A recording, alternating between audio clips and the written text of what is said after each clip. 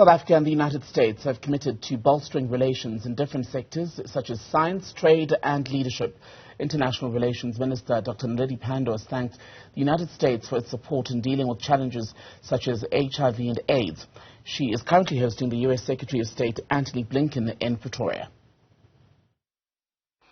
I'm especially pleased at our scientific cooperation at the Square Kilometre Array site in Carnarvon, in the Northern Cape, where the United States is a very important HERA astronomy research initiative. What stands out, in particular in our journey, was the timely and significant support given to South Africa and the region to address the original pandemic of HIV/AIDS through the US President's Emergency Plan for AIDS Relief, or PEPFAR.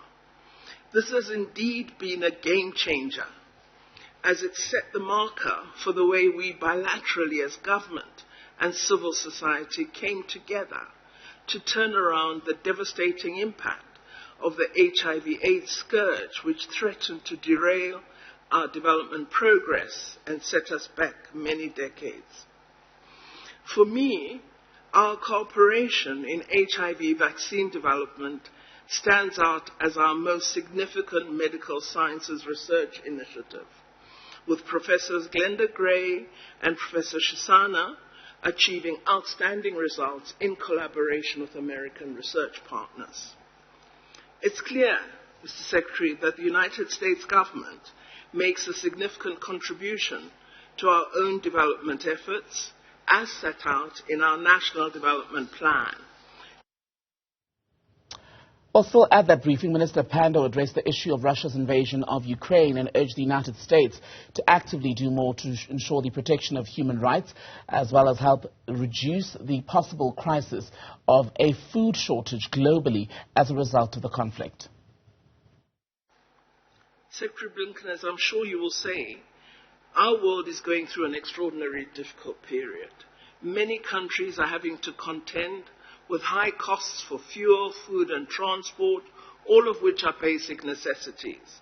The current global economic environment, which is marked by rising inequality, by conflict, unequal technological advances, environmental degradation due to climate change, all have huge implications for food security and agricultural systems, particularly here in Africa, where the pandemic has reversed the gains that have been made under the African Union Socio-Economic Development Blueprint, Agenda 2063.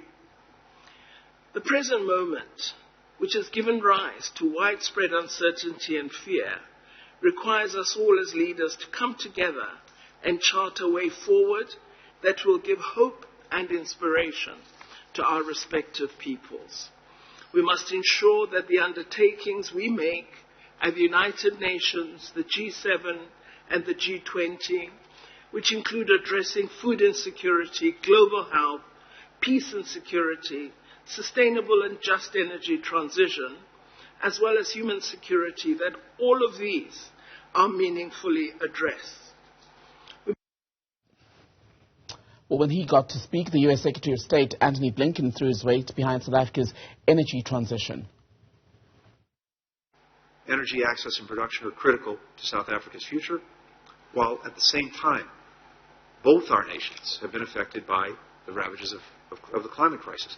We're feeling it, you're feeling it every single day. And part of the challenge over many years in dealing with climate is it always seemed to be, well, yes, it's a problem, but it's tomorrow's problem. No longer the case. It's today's problem. And I think we all feel the fierce urgency of now when it comes to dealing with climate. We see that just in the recent floods in Durban and in Kentucky.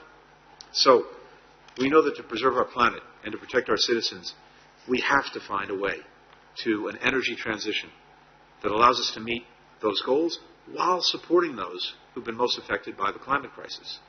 The United States and other partners are committed to a Just Energy Transition Partnership with public-private investments in renewable energy and in supporting South Africa's transition to a low-carbon economy. Let's talk more about the U.S. Secretary of State Anthony Blinken's visit to South Africa. We can speak now to researcher with the Institute of Race Relations, Gabriel Crouse. Gabriel, a very good afternoon to you. Welcome back to Daytime Update. So in their remarks given in the last 2 hours or so, the International Relations Minister Naledi Pandor and Blinken said the relationship between South Africa and the United States is not a perfect one, but it's made stronger by clear communication on the issue of differences, not least of which being around the Russian invasion of Ukraine. Is that solid? Are you convinced that all is well? I mean, it's not surprising to me that this has become the first major issue since Anthony Blinken's visit. Of course, yesterday he started his tour of South Africa and Africa at the Hector Peterson Memorial in Soweto. Gathering on common ground. We all condemn the wicked and stupid social engineering projects of apartheid, and it's good to memorialize those who suffered in the struggle. Now we're on to the issues of the day, and the foremost item on America's agenda is going to be rallying support in NATO's cause for Ukraine and against Russia. Of course, South Africa has remained neutral, so has the world's largest democracy, India.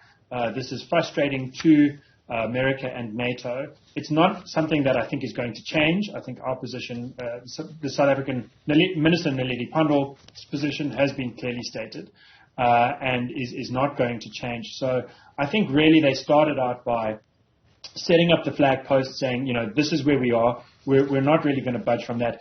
But within that, what can we find as a way to go forward, as a place to cooperate and actually try to improve situations for ordinary people? How complicated is South Africa's relationship? Because, I mean, the United States is a powerful country. It influences a lot of movements, including in the way in which Europe, in some cases, moves, right? And South Africa wants to have, for example, high visitor numbers from those countries, high investment from the United States, etc., because it came up again today. But when you look at Russia, South Africa is also part of the BRICS group of countries where it sits with Russia and China, and that too is an important relationship. So how precarious is our position? I think our position is precarious also because of our domestic policies. So the former Secretary of State, Mike Pompeo, said in a speech just before the pandemic in Addis Ababa that, I'll just read a quote, South Africa is debating an amendment to permit the expropriation of private property without compensation.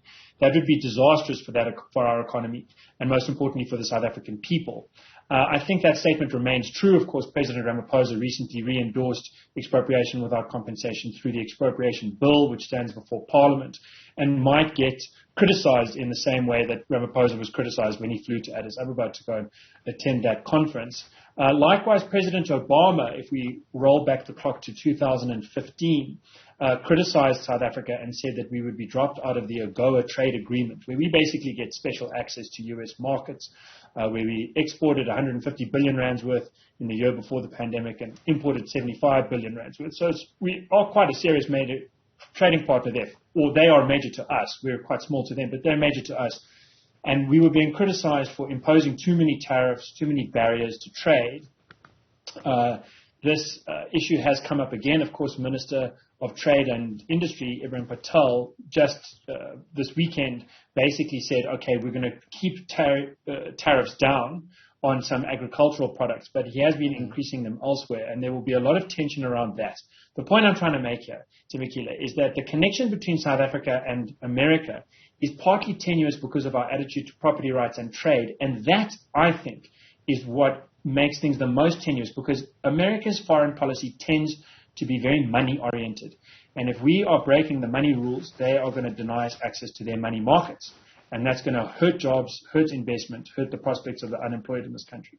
But as you say then, as things stand, and this was also a concession during that briefing by Minister Naledi Pandor, that yes, we're seeing more and more American business heading into our country, getting a foothold and doing well. Yet while there has been an increase in South Africa's ability to do business in the United States, it's still not at the same level. So are we getting our friendship's worth? Well, I think that the foreign investment flows were going to negative just in the build-up to the pandemic. Since the pandemic, things got quite confused. America basically printed money, a huge amount, you could say roughly over $1 trillion in effect. And that created outflows from their markets, which went around the world, in particular to emerging markets like South Africa. As America has been increasing its interest rates, its money's been withdrawing again, and we've been seeing some negative effects from that as a result on the JSE. The bottom line question in terms of getting what the best bang for buck out of our relationship with America is going to come down to our ability to be competitive, our ability to offer a safe haven for assets. People who want to invest their money here need to know that it's going to stay, that it's not going to be robbed either by private agents or by the government itself through a policy like expropriation without compensation. If you can keep it neutral, America has the history of being the best investment trading partner with South Africa. In the 90s and 2000s, in the Mandela and the Mbeki era, our net foreign flows from America were very positive. We were getting a lot more money from them than we were sending back. And it was in that period, when we had a competitive market that was attracting investors, that we gained 2 million jobs, faster than population growth, that our GDP was growing at 5%, that ordinary South African standard of livings were improving. And that was the time when we were protecting property rights, when we were opening barriers to trade, when we were opening for free trade. And by the way, that didn't harm our relationship with other countries like Russia and China. It allowed us to enter those relationships or engage in those relationships from a position of increasing strength. So I think if we're strong with America and we stick to strong human rights in South Africa and strong property rights, it's going to be better for all parties involved, and we can maybe even talk some sense into them when they get a little bit lost in their own narrowly defined national interests. And when you talk about property rights, the South African government will then say that even when expropriation is talked about, the intention is to do that, expropriate without compensation, but do it without infringing on the rights of people. That's a debate, I know, that can go on for much of the day, but I want to go back to the point you were making about Russia as well as China. They too have in the last decade and a half sought to invest and get a firmer grip in terms of influence in Africa. In the broader picture then of this battle, shall we say, for influence in Africa between the Americans, the Chinese and the Russians, is that ultimately what is driving Blinken's trip? I think that's a correct assessment of why he's coming here, and what his main mission will be to get more countries to come out and condemn Russia. I think that South Africa can learn from the first Cold War, where many African countries, including, for example, Egypt, was very successful in playing off the East and the West against each other in order to get the best benefits for people back home. I think South Africa's Department of International Relations needs to put South Africans first. That is the ordinary way to conceptualize citizenship in the state. And if America can be drawn into offering us better trade deals, better investment opportunities, and so on, then we should be going for that. And likewise with our trading partners to the east. I think in both instances, the risk is compromising our principles in order to satisfy outsiders' short-term whims. And that's not going to work very well. But if we can stick to our principles at home, stick to our constitutional rights, our human rights, our investment property situation, and project power in our negotiations with those abroad, I think a real material benefit can be had. But the test of the pudding is going to be in the eating. In other words, to see what resolutions come out of this. And in particular with America, whether we stay in AGOA or we get kicked out of AGOA. Again, it's overall 225 billion rands worth of trade every year that's going through that agreement in one way or another.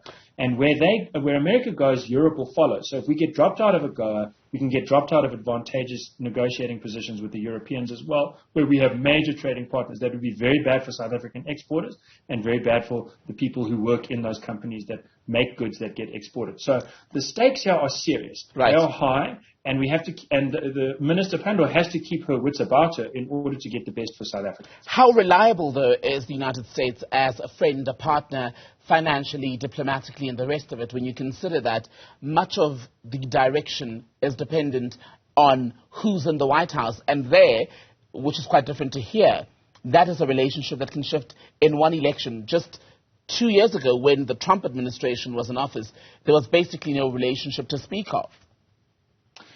Well, if I can say two things about that. The first thing is that in South Africa's case, in 2024, we might well have a president coming from a party other than the ANC. And I think America's visit this time probably will involve some back-channel visits to opposition parties in order to feel them out for that reason. It is unusual, but that is now the position we're in, with the ANC having dropped below 50% last year in the municipal elections.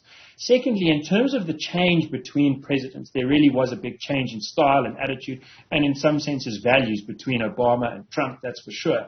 But I drew attention to the fact that both Obama and Mike Pompeo, the previous Secretary of State, criticized South Africa's trade and property rights policies, because America does have a constitution which ultimately binds both of its political wings under some of the same values. And one of those values is that the government shouldn't be in the position of taking people's private stuff. It's because of that America has managed to grow into the world's largest economy. And that is a value that both Democrats and Republicans traditionally stand behind.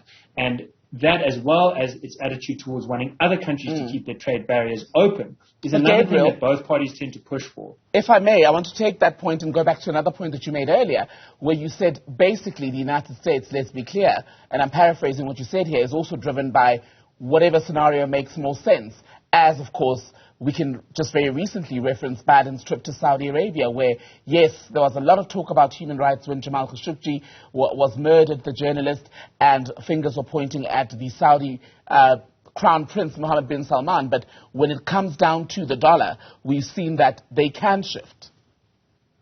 Absolutely. I mean, I think in the case of the special relationship between Biden and Mohammed bin Salman and the connection there to the Khashoggi affair, or assassination really, we saw a very classic U.S. policy move. Their special interests lie in maintaining a healthy relationship with Saudi Arabia, who holds a lot of American debt, who are a key ally together with Israel in the Middle East. They've been getting closer and closer through the years, and since the Khashoggi affair, there's been a cooling of that relationship. Biden went there to go and smooth things over. The underlying point is that both in terms of military and in terms of trade, they need Saudi Arabia, and Saudi Arabia is trading well. They're selling oil at basically keeping the price cheaper than it would otherwise be. I mean, it's over $100 a barrel. But if Saudi Arabia decided to turn off the taps, it would be well over $300 a barrel. So Saudi is still trading, it's still exporting and importing, and that is what matters most to Americans. This is why I'm trying to emphasize the property rights question. Our property rights are human rights. The IRR, we make this argument, and we know that many people agree because our polling shows 80% of people would prefer more jobs and a growing economy. Only 15% would prefer expropriation without compensation. And we think that's because of basic values. But if you're thinking from an outsider's perspective, all they care about is the money. And we undermine our ability to safeguard investments that they put in here if we enact something like expropriation without compensation. And I think they can punish us for doing that, which is why I'm paying special attention to that particular policy as the kind of thing that can jeopardize a win-win relationship with the capitalists of America. We shall wait to see. Daniel Crouse, I'll get to speak to you. Thank you very much. Thank you very much for being on Daytime Update.